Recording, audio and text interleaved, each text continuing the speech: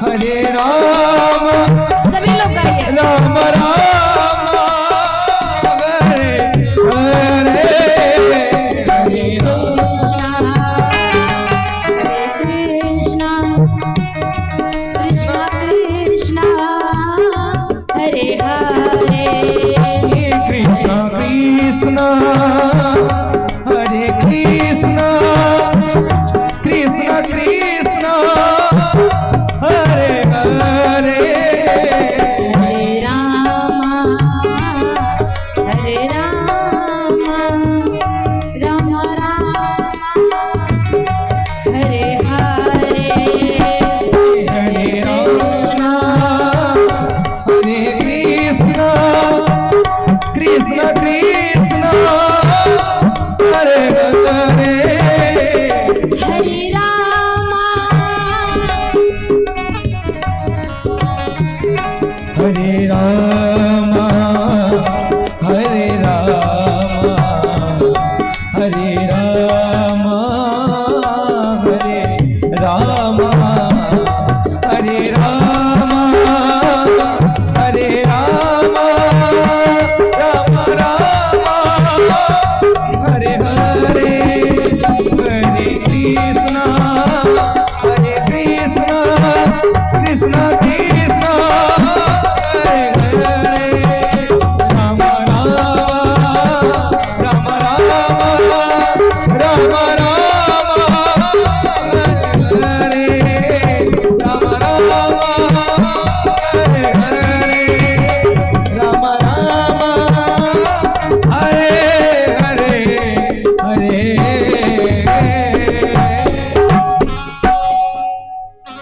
बोलिए गोविंद भगवान की जय। गला खींचता है। श्री राधे बोलिए शुमापति महादेव की जय। बोलिए समस्त भक्तों की जय। परम प्रार्थना परम अखिलेश्वर अकारण करुणा वर्णालय भक्त वांछित कल्पतरु श्री विंदित भगवान कृष्ण की दिव्यमयी प्रतिमूर्ति श्रीमद् भागवत महापुराण, जिसको सुनने के लिए हम समस्त भक्तगण उपस्थित हुए हैं। सभी भक्त लोग दूर से पधारे हैं। आइए हम लोग अपने अपने मन को, अपने अपने चित्त को नवल किशोर श्री भगवान कृष्ण के चरणारे बिंदुओं में लगाएं और अपने अपने जीवन को धन्य बनाएं। इस भागवत पंडाल में समस्त भक्तगण जो उपस्थित हैं, इस व्यास गद्दी पर हमारे श्री विप्रगण और हमारे श्री जो वरणी के रूप में जो नियुक्त किए गए हैं दिव्य महापुरुष और समस्त संगीतकार, समस्त भक्तों के हृदय में एक ही परमात्मा के स्वरूप का दर्शन करते हुए वह हृदय में विराजमान परमात्मा को मेरा बारंबार प्रणाम। इस देव स्थान को मेरा बारंबार प्रणाम। आइए हम सभी लोग अपने अपने मन को प्रभु के श्री चरणार बिंदु में लगाएं। जैसा कि हम सभी लोग देख रहे हैं, हम सभी लोगों को अवगत है कि प्रभु की यह पावन कृपा के द्वारा,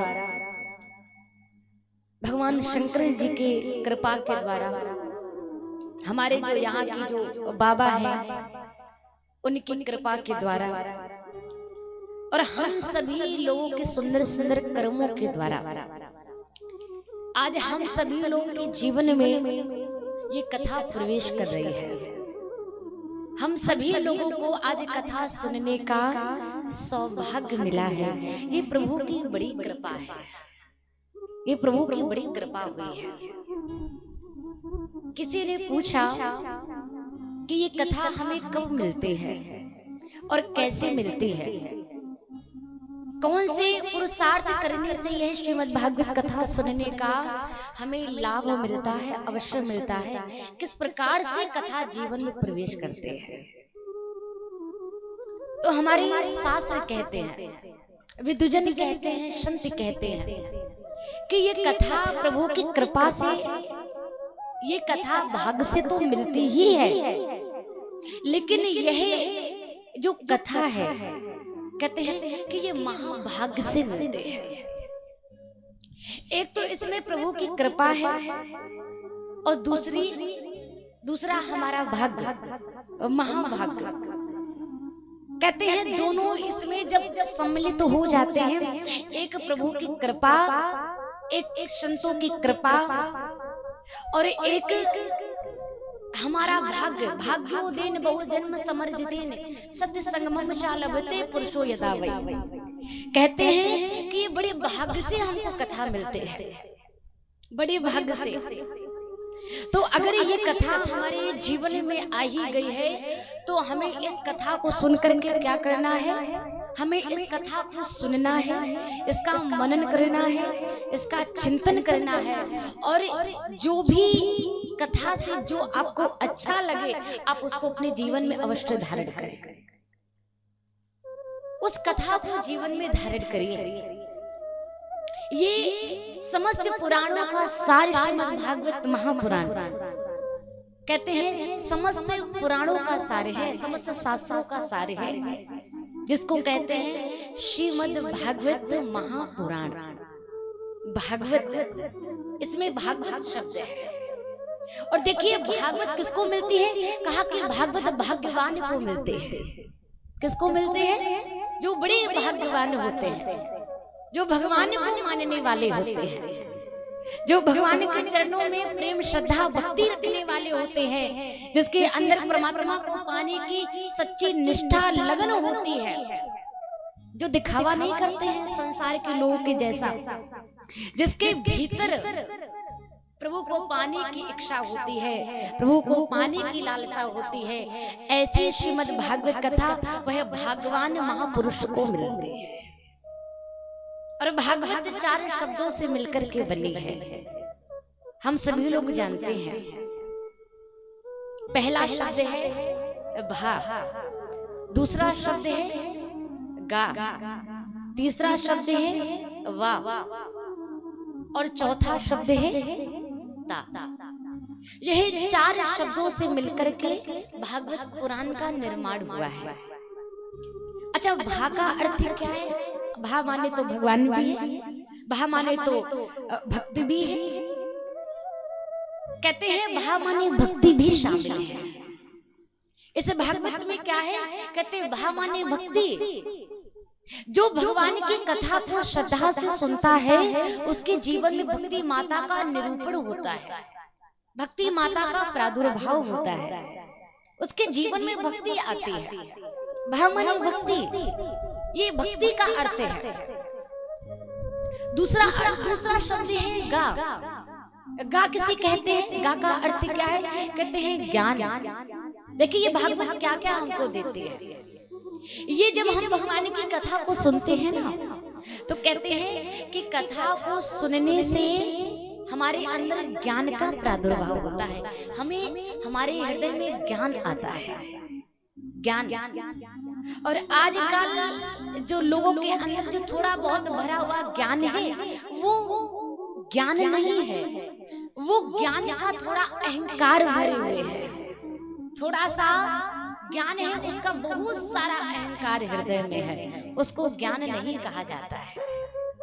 हमारे तो महापुरुष ये कहते हैं कि अगर आप ज्ञानी हैं, अगर आप विद्वजन हैं, अगर आप ज्ञान शिरोमणि हैं, तो जीवन में ज्ञान का होना बहुत अच्छा है, क्योंकि ज्ञान होगा तभी परमात्मा को समझ पाएंगे, ज्ञान होगा तभी कथा को समझ पाएंगे, तभी हम कथा को धारण कर पाएंगे, तभी हम भक्ति को कर पाएंगे। जब ज्ञान ही नहीं होगा तो हम क्या जाने कि कौन से भगवान, कैसे भगवान, इनकी पूजा क्या है, इनकी पूजा का विधान क्या है, इनको रिझाना कैसे है, इनको मनाना कैसे है, इनकी साधना क्या है, इनकी उपासना क्या है।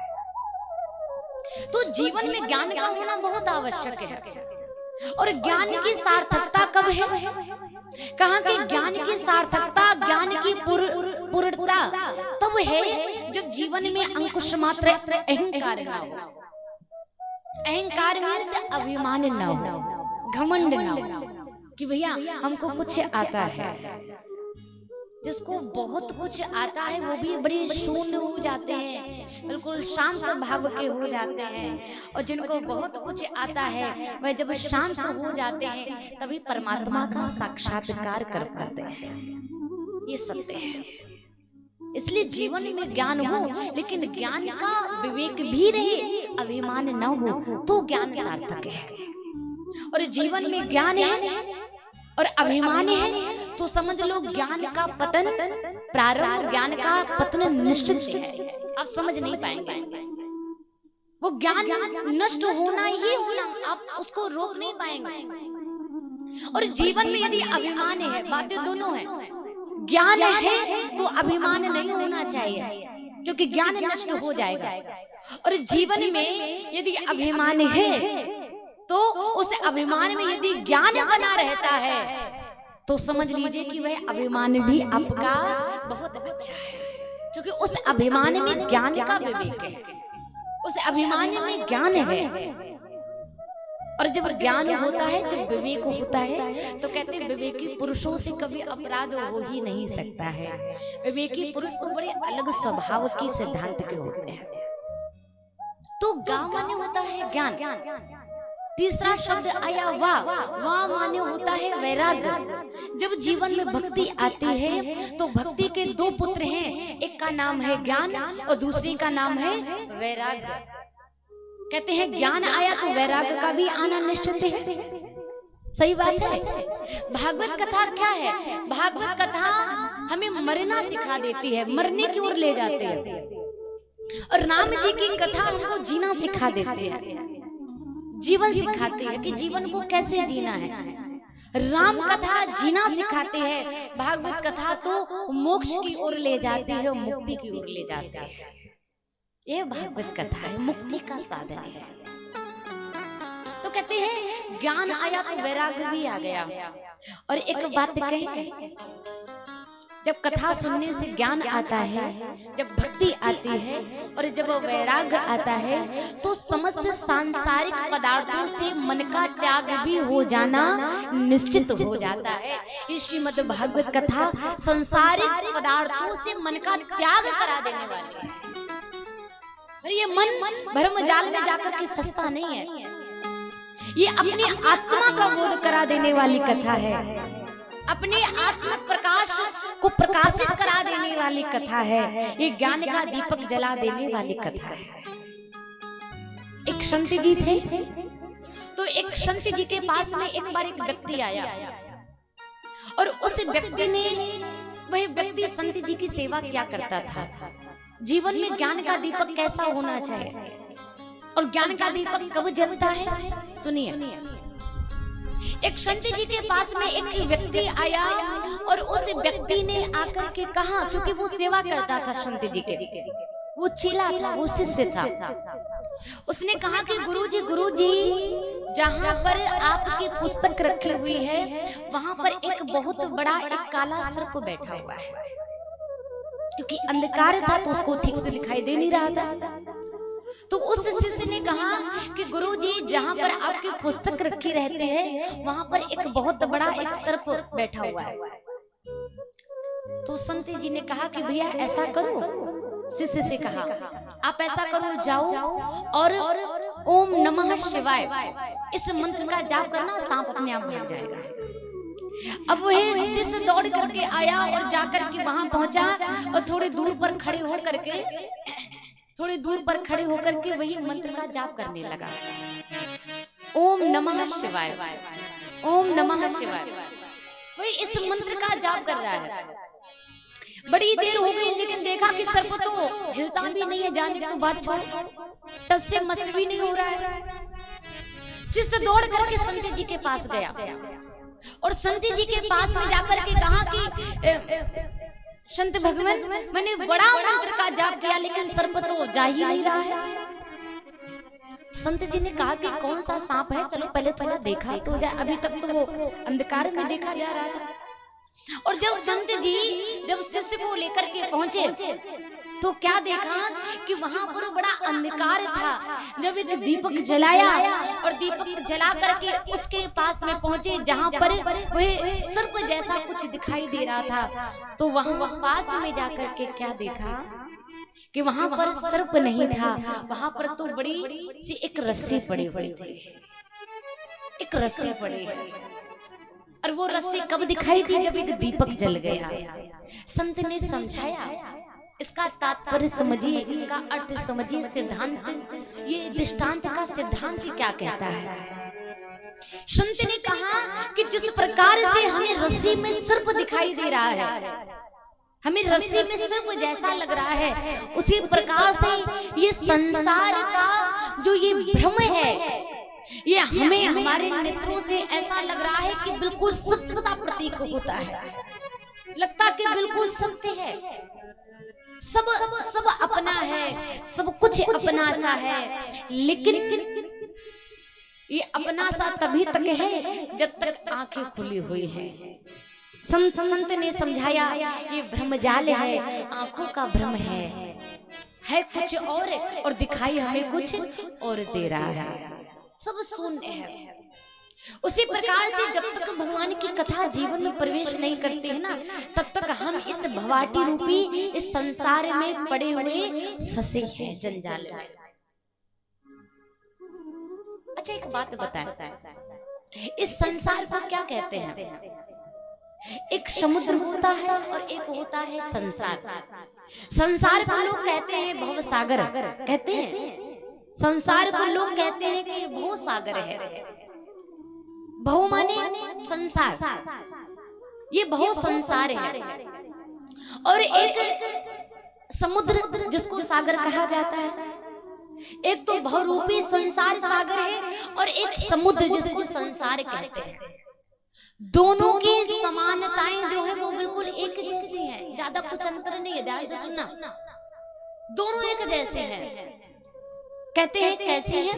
कहा कि जिस प्रकार से समुद्र बहुत बड़ा है, समुद्र देखने में बहुत विशाल है, उसकी गहराई का कोई नाप नहीं ले सकता है, उसमें हर पल उथल पुथल मची रहती है, मची रहती है कि नहीं? तरंगे कभी उछलती हैं फिर नीचे गिर जाते हैं, पता नहीं चलता कहाँ गई। तो कहते जिस प्रकार से समुद्र में उथल पुथल मची हुई है, तरंगों की उथल पुथल मची हुई है, उसी प्रकार से संसार में भी दर्शन करें। ये संसार देखने में तो बड़ा आकर्षक है, बड़ा सुंदर है, देखने में तो बड़ा सुंदर दिखाई देता है।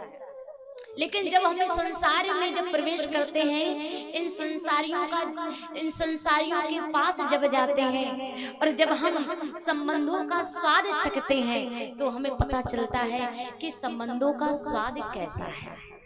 हमें नीरसता हाथ लगती, हमें नीरस हाथ लगता है। कहने का तात्पर्य यह है कि समुद्र और संसार में बहुत ज्यादा अंतर नहीं है, बहुत ज्यादा अंतर नहीं है। समुद्र के भी दो तट हैं और संसार के भी दो तट हैं। समुद्र का एक तट तो दिखाई देता है लेकिन दूसरा दिखाई नहीं देता है। उसी प्रकार से संसार का भी एक तट तो दिखाई दे रहा है लेकिन दूसरे का कोई अता पता नहीं है, दूसरा तो दिखाई नहीं दे रहा है।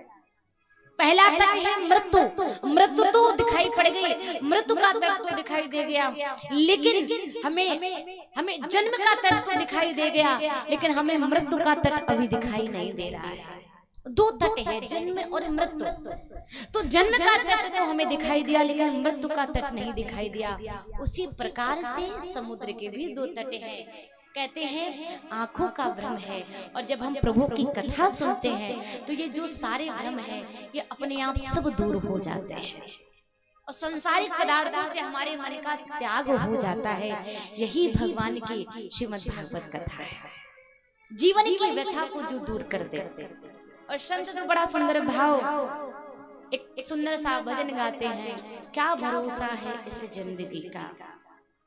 आइए हम सभी भाव से गाएं। बड़ा सुंदर भजन है, सभी लोग को आता है और सभी लोग दो लाइन में ही भजन गाएंगे।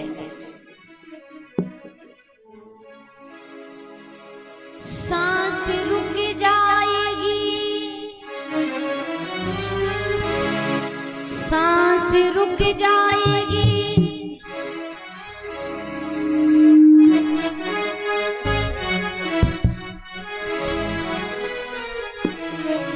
सांस रुक जाएगी चलते चलते, समा बुझ जाएगी जलते जलते, सांस रुक जाएगी चलते चलते, समा बुझ जाएगी जलते जलते, कि दम निकल जाएगा आदमी का, कि दम निकल जाएगा आदमी का, क्या भरोसा है इसी जिंदगी का।